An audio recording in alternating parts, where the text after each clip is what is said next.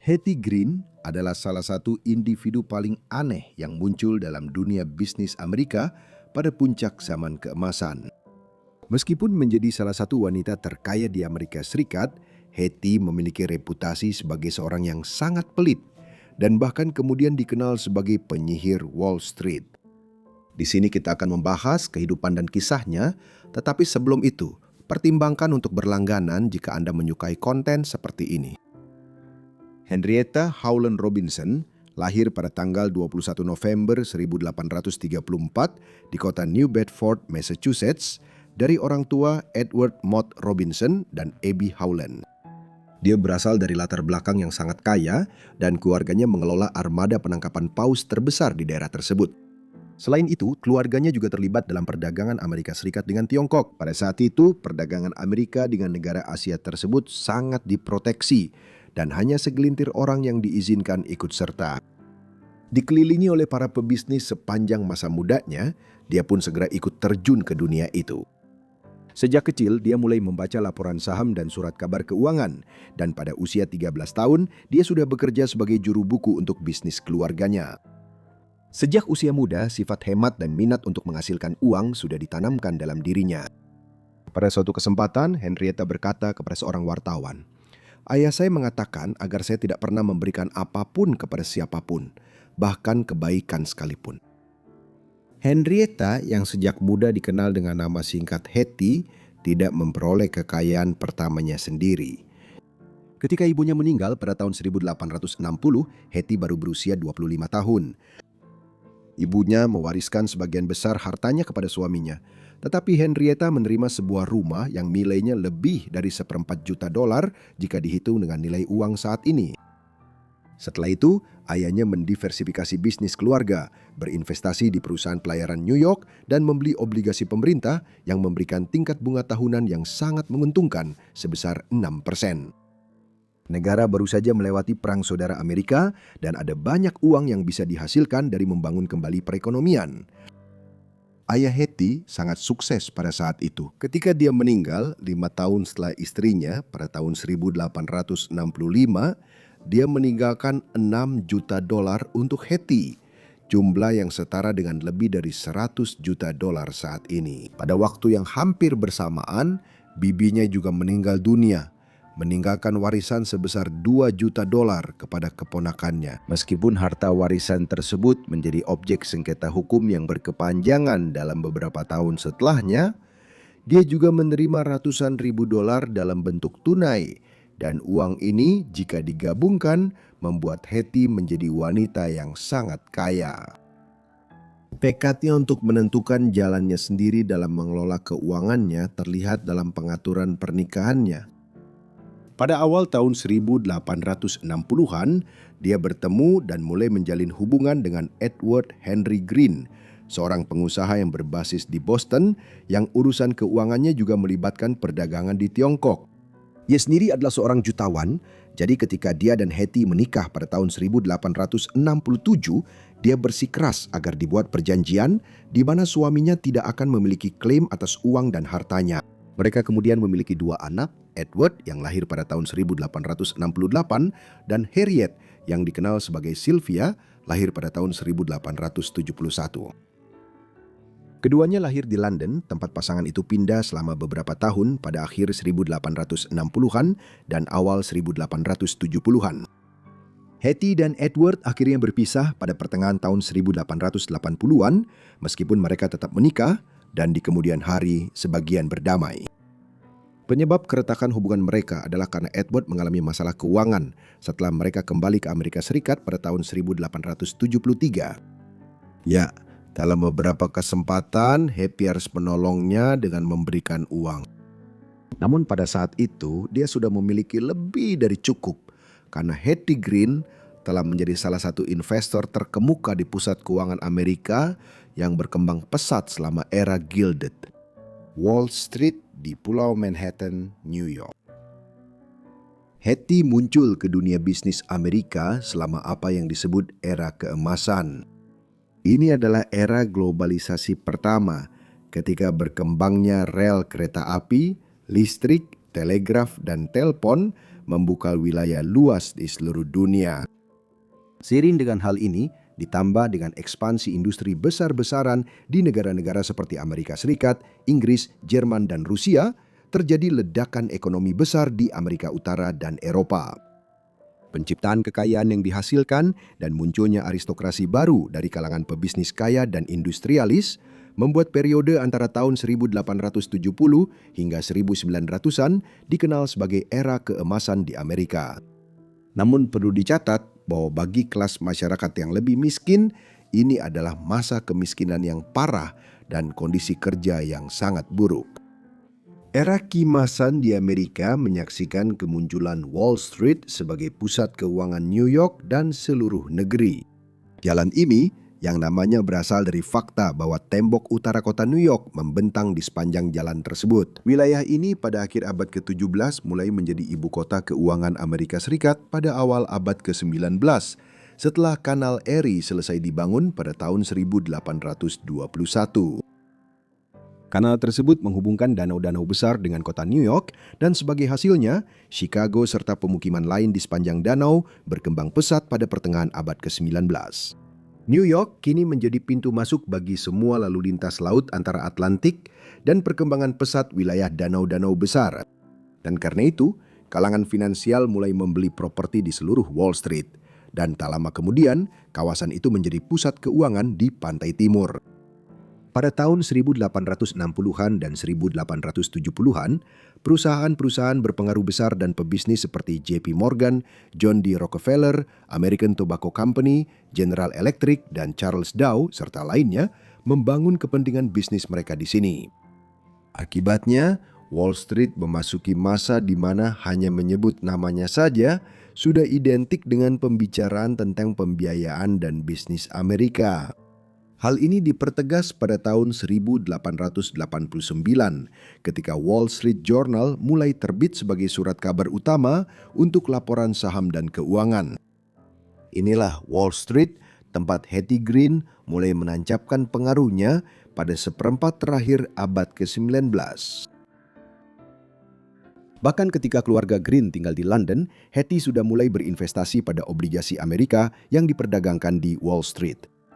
Awalnya, Hetty menginvestasikan bunga yang terkumpul dari warisan yang ditinggalkan ayahnya dengan menanamkan uang itu ke obligasi kereta api ketika jaringan jalur kereta api sedang berkembang pesat di seluruh negeri.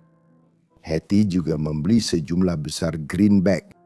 Ini adalah uang darurat yang dicetak pemerintah Uni dalam jumlah besar antara tahun 1861 dan 1865 untuk membayar pengeluaran besar yang diperlukan akibat perang saudara dengan Konfederasi Selatan.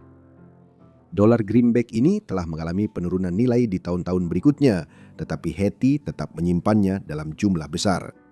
Dia mendapat imbalan besar pada tahun 1875 ketika sebagai respons terhadap krisis seputar uang kertas tersebut, pemerintahan Presiden Ulysses S. Grant menjamin greenback dengan emas. Nilai uang kertas tersebut meningkat pesat dan Hetty memperoleh keuntungan yang besar. Ini semua adalah bagian dari filosofi investasinya yang lebih luas, yaitu membeli saat harga rendah dan tidak ada yang menginginkannya, lalu menyimpannya sampai nilainya naik dan orang-orang berlomba-lomba untuk mendapatkannya. Seiring berjalannya waktu, kekayaannya terus bertambah hingga puluhan juta, dan pada akhirnya dia menjadi salah satu pemberi pinjaman utama bagi pemerintah kota New York. Ketika era keemasan berakhir dan beberapa masalah ekonomi serius melanda perekonomian Amerika pada tahun 1890-an dan 1900-an, pada satu titik diyakini bahwa dia adalah pemberi pinjaman uang pribadi terbesar di seluruh New York. Sementara saat itu dia telah dikenal sebagai Ratu Wall Street. Namun, ada nama lain yang kurang menyenangkan yang diberikan kepada Hetty. Bagi banyak orang, dia diberi julukan penyihir Wall Street. Ini adalah nama yang didapatkan karena ketidaksediaannya yang terkenal untuk mengeluarkan uang meskipun memiliki kekayaan pribadi yang sangat besar, serta kebersihan pribadinya atau kekurangannya. Sebagai permulaan, dia menjalani kehidupan yang nyaris berpindah-pindah. Meskipun dia memiliki kantor di Chemical Bank di Broadway yang dekat dengan Wall Street, dia tetap tidak memiliki tempat tinggal tetap, berpindah-pindah antara hotel, rumah kos, dan apartemen sewaan. Alasan yang tampak jelas untuk hal ini adalah karena dia tidak mau membeli rumah di New York karena harus membayar pajak properti kota. Tetapi dia juga sering pindah rumah untuk menghindari petugas pajak. Nah, sifat pelitnya bahkan sampai pada titik tidak mau membayar pajak. Selain itu, Hetty begitu pelit sampai-sampai dia dikabarkan tidak pernah menggunakan air panas ataupun menyalakan pemanas saat musim dingin. Konon dia juga tidak pernah mencuci tangannya, dan karena itu kuku-kukunya selalu kotor dan berkerak. Lebih dari itu, banyak yang mengklaim bahwa dia bau, terutama selama bulan-bulan musim panas.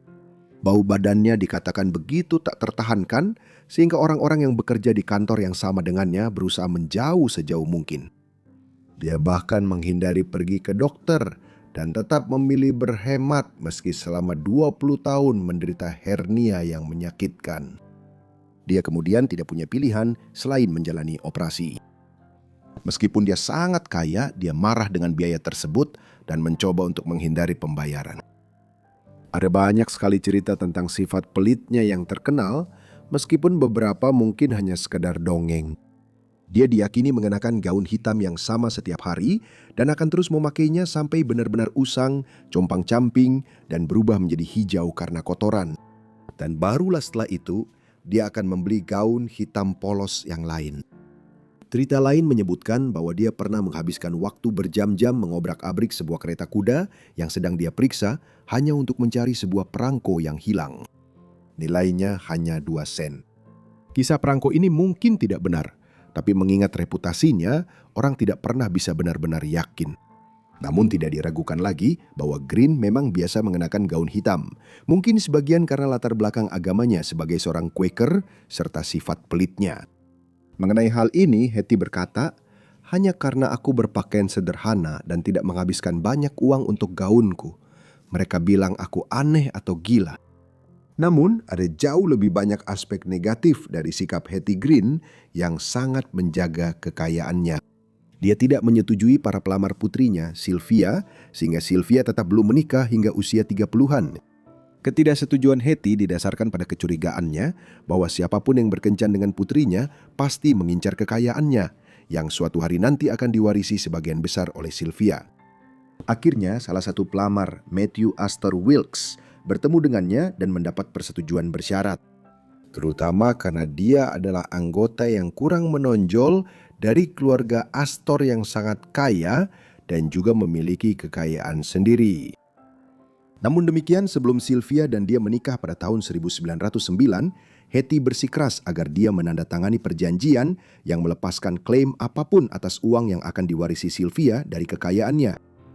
Namun, tidak diragukan lagi, episode paling mengerikan dari keengganan Hetty Green untuk mengeluarkan uang dan obsesinya menjaga kekayaannya berkaitan dengan putranya Edward atau Ned ketika dia masih kecil dan kakinya patah. Hetty tidak mau membayar perawatan medis yang mahal dan mencoba memasukkan putranya ke klinik gratis. Namun, dia dikenali oleh para pengelola klinik tersebut yang menolak pelayanannya dengan alasan bahwa klinik gratis pada saat itu hanya diperuntukkan bagi orang miskin dan kelas menengah ke bawah. Sedangkan Ratu Wall Street itu sebenarnya sangat mampu membayar perawatan medis terbaik di kota New York. Tidak gentar dengan penolakan ini, Hetty memutuskan untuk merawat cedera putranya sendiri. Dalam minggu-minggu berikutnya, luka itu tidak sembuh dengan baik dan akhirnya mengalami gangren. Kaki Ned harus diamputasi dan dia menggunakan kaki palsu yang terbuat dari gabus setelahnya.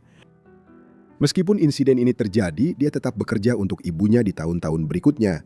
Dan setelah waktu yang lama mengurus urusan bisnis serta pajak ibunya di Chicago, dia kembali ke New York. Dia menghabiskan bulan-bulan terakhir hidupnya tinggal bersamanya, akhirnya memiliki tempat tinggal tetap. Dia meninggal pada tanggal 3 Juli 1916 dalam usia 81 tahun. Pada saat itu dia dikenal sebagai wanita terkaya di Amerika.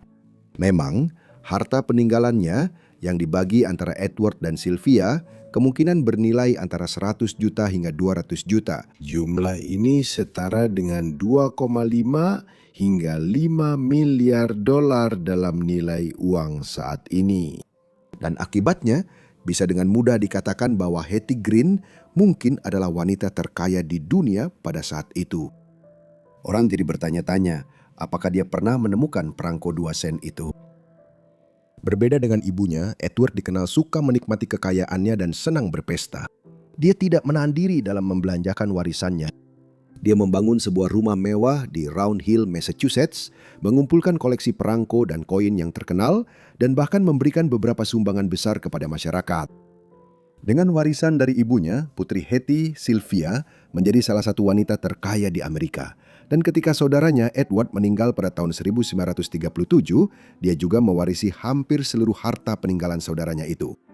Sylvia Green Wilkes tidak memiliki anak dan tidak memiliki kerabat dekat yang sebenarnya. Dia meninggal pada tahun 1951 dan meninggalkan harta warisan senilai sekitar $19 juta setelah pajak. Awalnya surat wasiatnya tidak dapat ditemukan, tetapi akhirnya ditemukan terselip di dalam lemari kaleng. Kerabat saudara terdekat Sylvia, seorang sepupu, disebutkan dalam surat wasiat dan diberikan $5.000.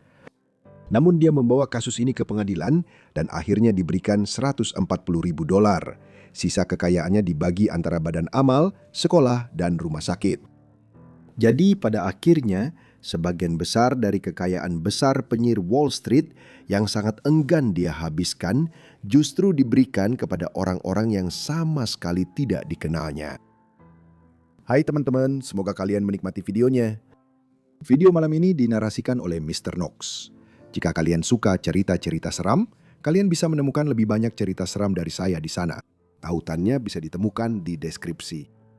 Tapi untuk sekarang, terima kasih. Berlangganan Forgotten Lives, dan sampai jumpa di video berikutnya saat narator utama akan kembali.